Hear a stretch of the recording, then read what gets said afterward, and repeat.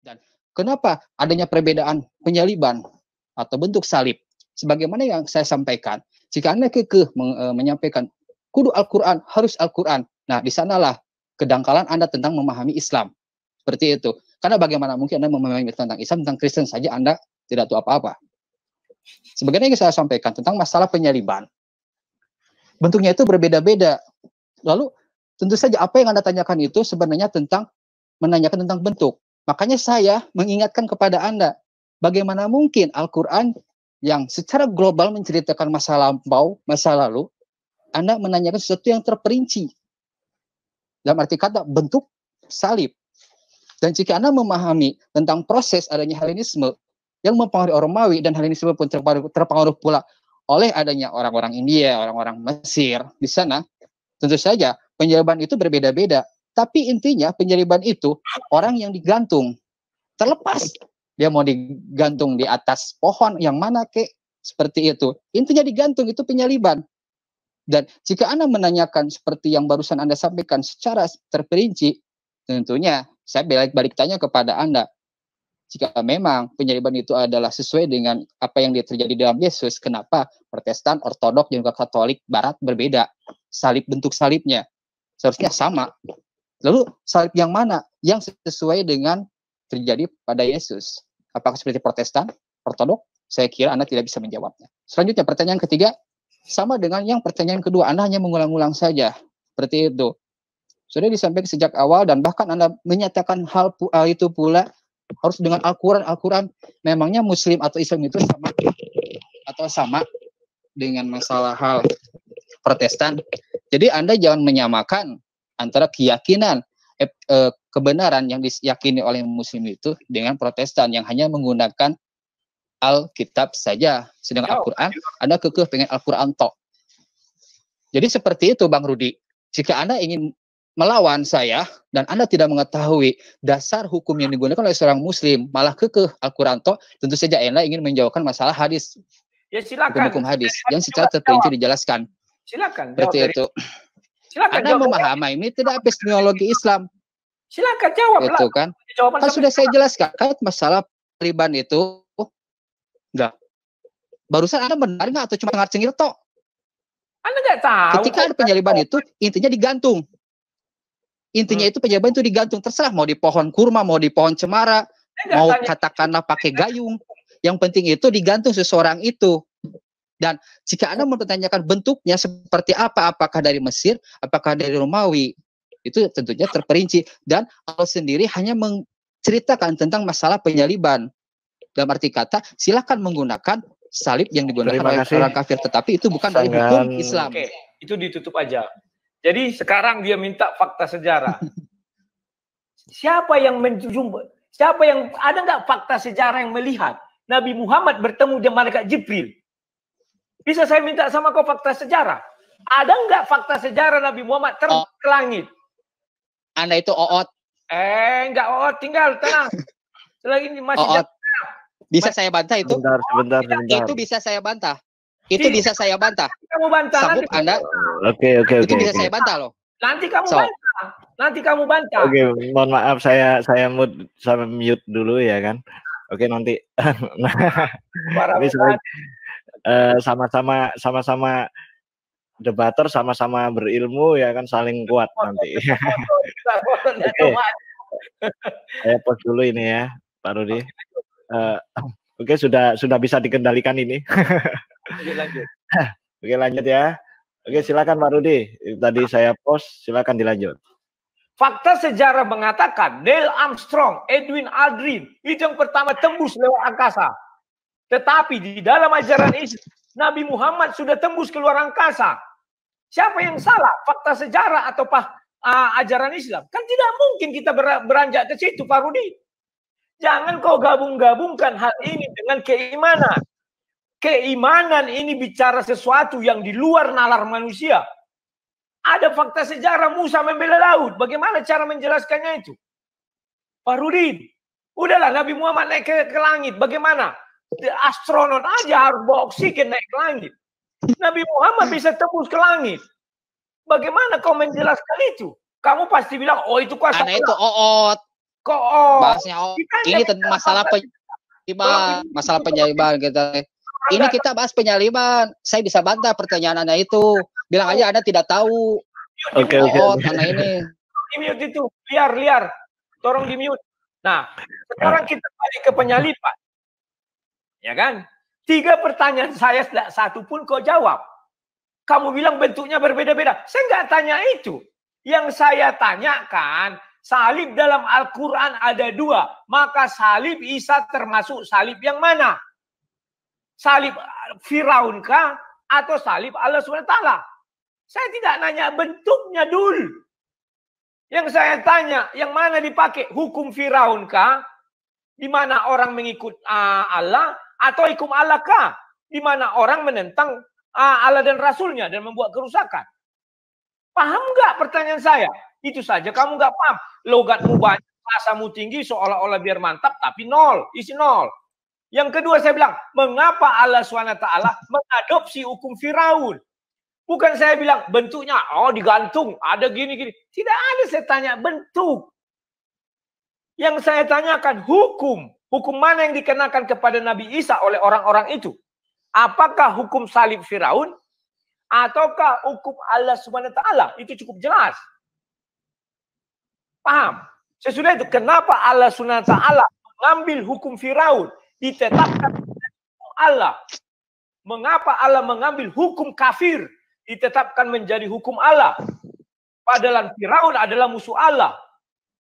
Udah. Baru yang pertama tadi. Mengapa Nabi Isa ingin disalib?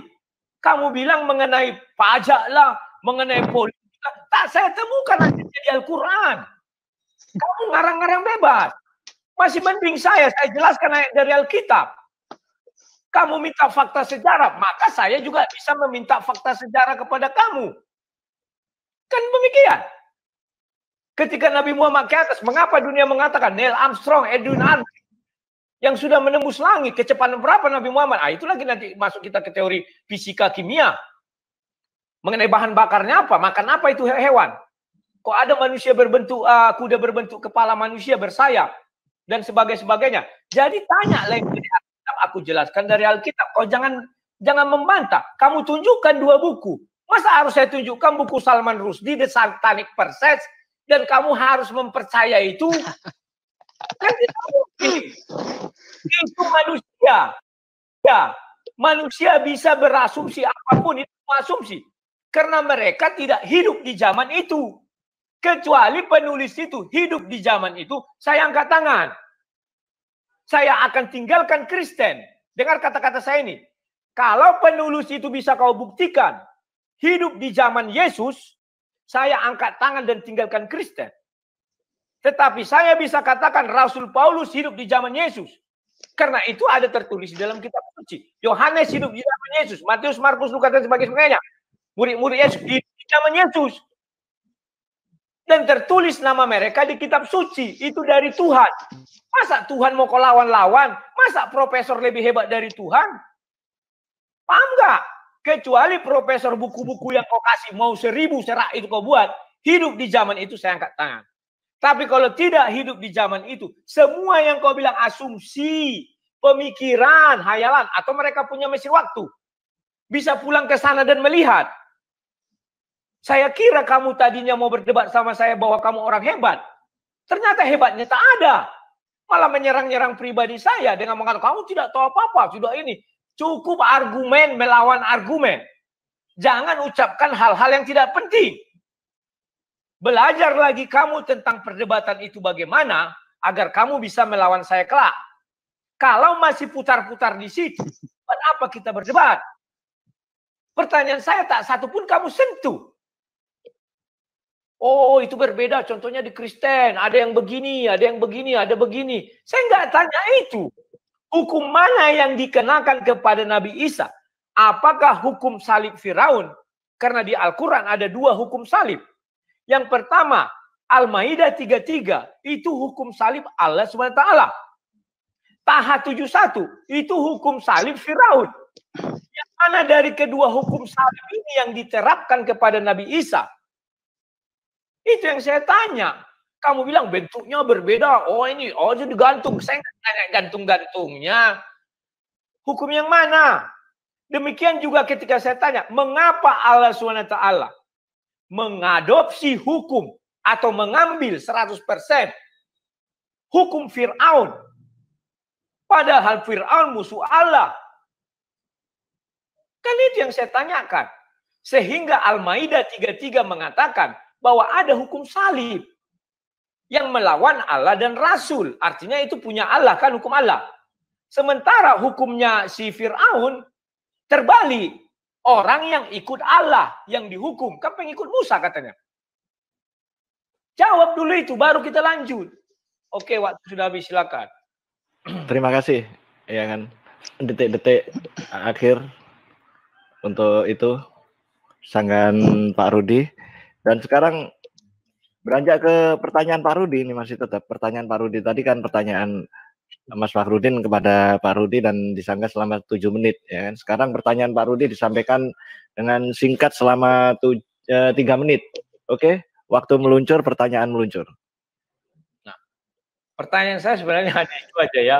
Bahkan dia bilang apa bahwa kenapa Nabi Isa mau disalib? Saya bilang apa dasarnya?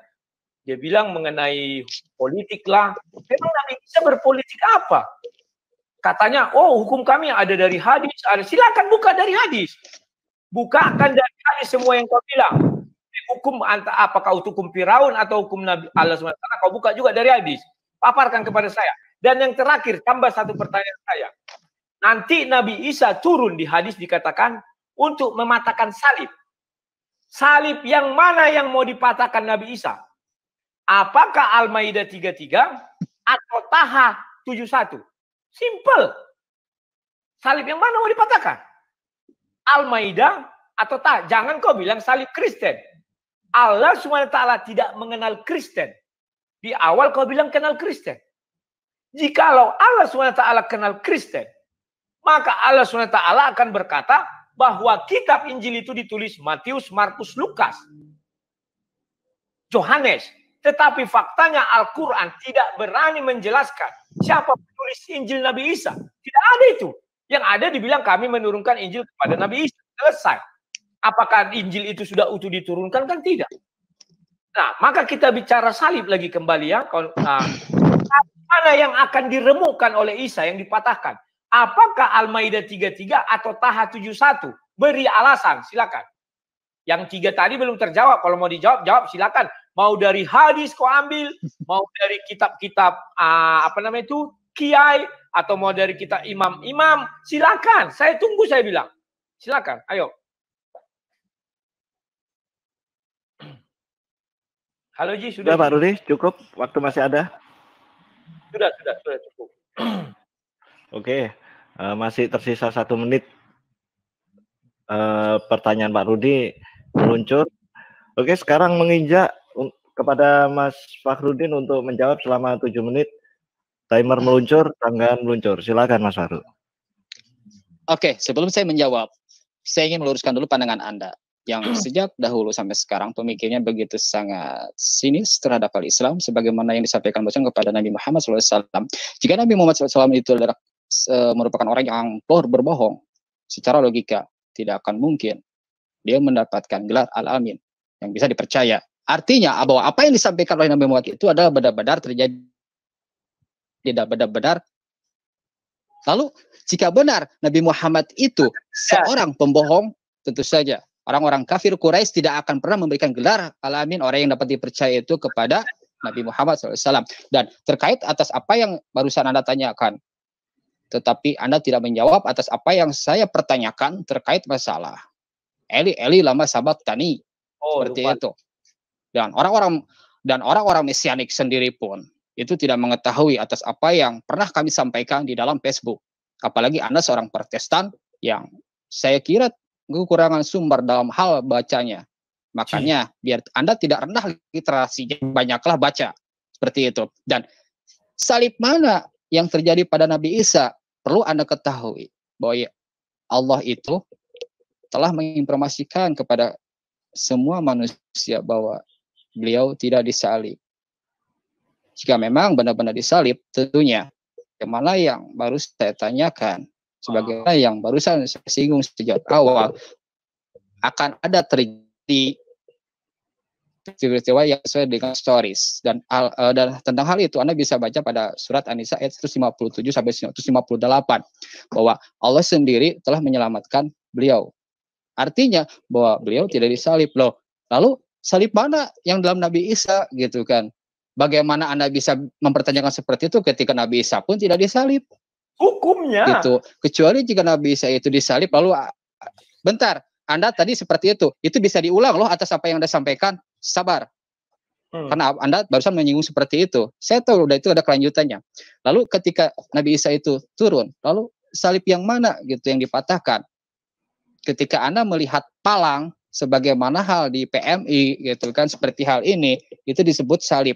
Itu sebenarnya apakah menghancurkan salib secara zahir, secara terang-terangan, mematahkan atau merusak, ataukah cuma keyakinan orang-orang Kristen bahwa itu apa yang diyakini oleh orang Kristen itu tentang masalah ketuhanan Yesus, salah penyembahan Yesus, dengan datangnya Nabi Isa tentunya itu sudah meruntuhkan penyaliban. Dalam arti kata, tidak ada keselamatan di dalam Kristen, karena apa yang diyakini oleh Kristen selama ini itu ternyata bertolak belakang dengan kenyataan seperti itu. Dan hukum mana sih yang digunakan oleh Allah sendiri? Kenapa menggunakan hukum-hukum dari kafir sebagaimana halnya Mesir? Perlu Anda pahami bahwa hal itu bukanlah hukum dari Allah Subhanahu wa taala terkait masalah penyaliban. Oh ya, kok kenapa di dalam Al-Qur'an sendiri ada tentang untuk menyuruh penyaliban? Lihat saja konteksnya. Silahkan. Anda lihat konteksnya. Apakah penyuruhan Allah sendiri itu memang benar-benar terjadi tentang masalah penyaliban? Karena hukum dalam Islam itu diantaranya pencambukan, gitu kan, seperti dilempar batu atau rajam. Dan itu bukan hukum dari Islam jika Anda memang memahaminya. So, jika memang itu bukan dari hukum Islam, lalu kenapa Allah menggunakannya? Seperti itu. Nah, Allah sendiri terkait masalah hukum sendiri, hal itu dilakukan untuk sebuah pilihan. Dalam arti kata, bahwa ini ada hukum manusia, ini hukum Allah sendiri. Silakan Anda mau menggunakan hukum yang mana. Karena jika memang hukum yang digunakan oleh Islam itu ada, memang benar-benar ada, yaitu rajam. Seperti itu. Hukum cambuk seperti itu. Dan salib itu bukanlah hukum dari pihak Islam sejak awal mula. Dan jika memang hukum itu hukum Islam dalam arti kata salib, tentunya sebelum orang-orang Islam itu ada, salib itu telah dilakukan atau penyaliban itu telah dilakukan oleh orang-orang Islam. Nyatanya sebelum umat Islam ada, penyaliban itu sudah ada. Itu Bang, seperti itu. Kok malah merenung Bang? Nggak, So, silakan udah. Jawabanmu kan tulis. Masih ada sekitar 2 menit bisa ya dimanfaatkan. Terus dan apa yang Anda sampaikan tentang masa Eli Lamba Sabachthani pun Anda belum menjawab sebenarnya, gitu kan? Silakan gunakan waktu saya untuk menjawab atas apa yang saya tanyakan Eli Lamba Sabachthani. Silakan gunakan. Saya tunggu sekitar lumayan 2 menit buat Anda. Enggak, nanti itu habis ini kan kamu bertanya, habis saya jawab. Ya. Stop aja Ji, selesai dia. Oke. Sok, siap aja. Bisa diakhiri ya ini ya.